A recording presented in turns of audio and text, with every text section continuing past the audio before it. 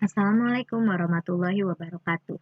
Perkenalkan, saya Nisrina Huwaida Septiarinata, jurusan Pendidikan Bahasa Jepang, kelas 1C, Fakultas Pendidikan Bahasa dan Sastra dengan nomor induk mahasiswa 2006779 akan mempresentasikan sebuah artikel jurnal dengan judul Sistem Pendidikan, Akar Masalah dan Solusi Rendahnya Pendidikan di Indonesia dengan sistematika penulisan yang terdiri atas abstrak, pendahuluan, pembahasan, kesimpulan, dan daftar pustaka.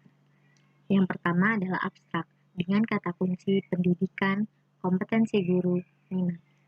Melalui penelitian ini, saya mengetahui beberapa faktor yang menjadi penyebab rendahnya pendidikan di Indonesia, yaitu metode pembelajaran, perubahan kurikulum yang mendadak, kompetensi guru yang rendah, biaya yang tinggi, dan jarak tempuh yang jauh, juga peserta didik itu sendiri.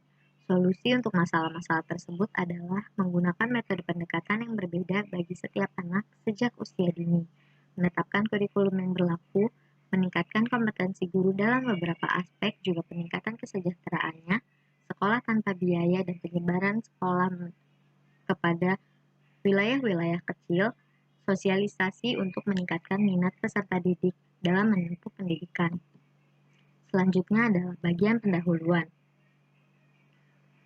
Menurut Ki Hajar Dewantara, pendidikan adalah tuntutan dalam hidup tumbuhnya anak-anak, dengan maksud pendidikan adalah untuk menuntun segala kekuatan yang harusnya ada pada anak-anak itu agar mereka menjadi manusia dan anggota masyarakat yang dapat mencapai keselamatan dan kebahagiaan setinggi-tingginya. Pendidikan dapat diartikan sebagai usaha sadar untuk mencapai taraf hidup untuk kemajuan yang lebih baik. Juga merupakan proses pembelajaran untuk peserta didik dapat berpikir lebih kritis dalam menjalani kehidupan.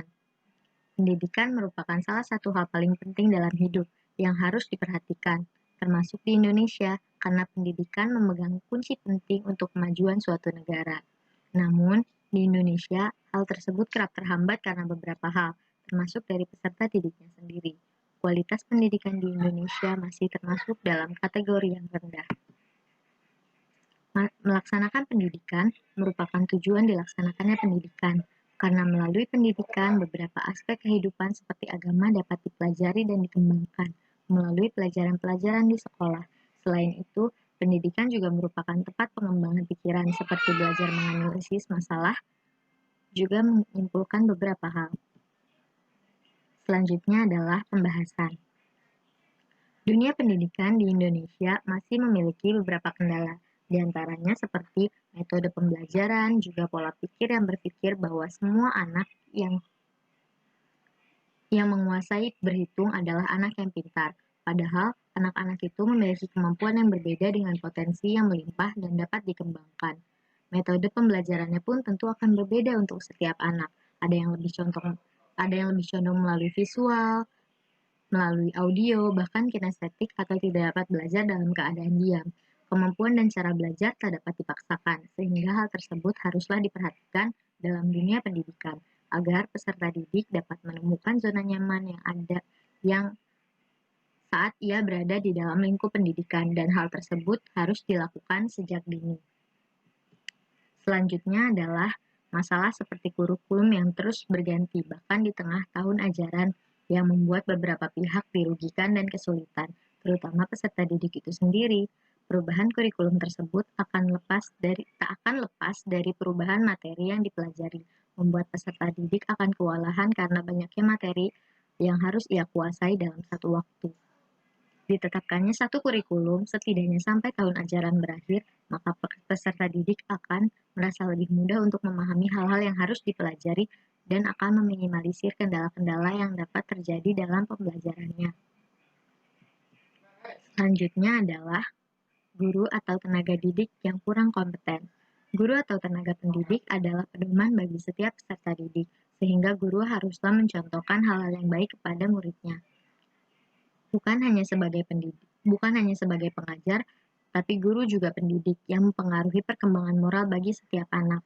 Kompetensi guru yang rendah tentu akan berpengaruh pada kualitas para peserta didik, sehingga hal tersebut harus ditingkatkan.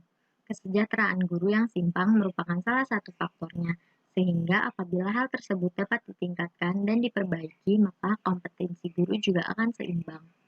Memberikan kesempatan kepada guru untuk menempuh pendidikan yang lebih baik dan lebih tinggi akan membantu untuk membuat kompetensi guru meningkat.